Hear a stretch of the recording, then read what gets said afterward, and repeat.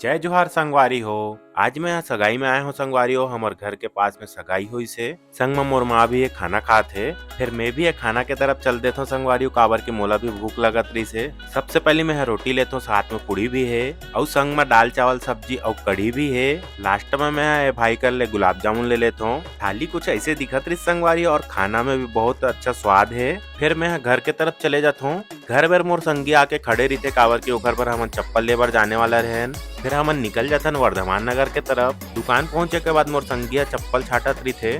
चप्पल खरीदे के बाद हमन निकल जाथन अपन पारा के तरफ, काबर के मोला चुनमाटी में भी जाना है। बस्ती पहुंचे के बाद हमन गन्ना जूस भी पी लेथन, काबर की गर्मी बहुत है। आज के दिन हमार पारा में कई ठक डीजे निकले रही थे, काबर के कई घर बिहाव चालू है। फिर मैं यहाँ हमार वाले डीजे घर पहुंच जाता हूँ। डीजे एक नंबर लगे रही से। फिर यहाँ चुनमाटी खन्ना चालू हो जाते।